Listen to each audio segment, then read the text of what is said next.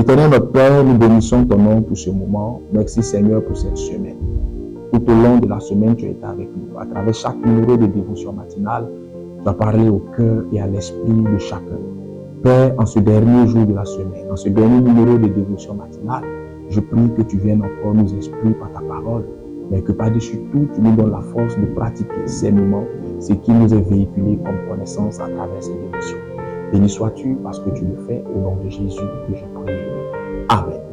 Je vous salue tous dans le nom puissant de Jésus-Christ. Très chers membres du temps des paroliers, je prie que le Seigneur bénisse votre fin de semaine et que Dieu, dans sa grâce, vous surprenne de fortes, belles manières par la manifestation de sa gloire dans vos différentes vies. Bienvenue à notre dévotion matinale qui aura pour thème favoritisme religieux.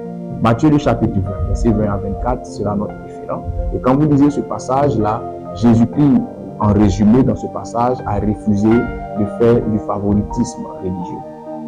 Tu sais, il n'est pas mauvais d'avoir des affinités avec un certain nombre de personnes en tant que serviteur de Dieu. Il n'est pas mauvais d'avoir des affinités avec un certain nombre de personnes en tant que chrétien. Mais il est très dangereux de faire preuve de favoritisme dans ton traitement de ces personnes.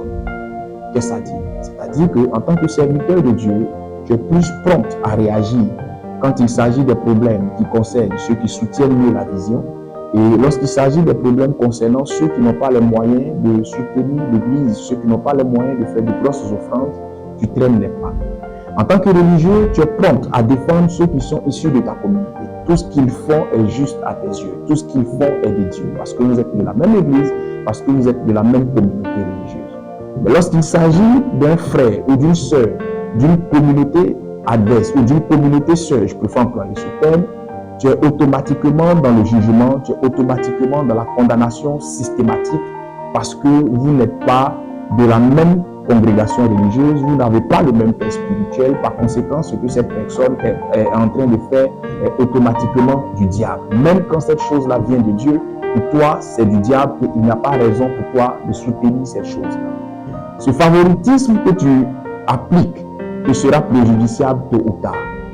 En vérité, marcher avec Dieu n'est pas tout concéder à ceux qui sont du même bord ou de la même croyance que nous. Marcher avec Dieu, c'est accepter aussi les différences parce que c'est dans les différences qu'on s'enrichit et c'est avec les différences qu'on apprend et c'est avec les différences qu'on évolue.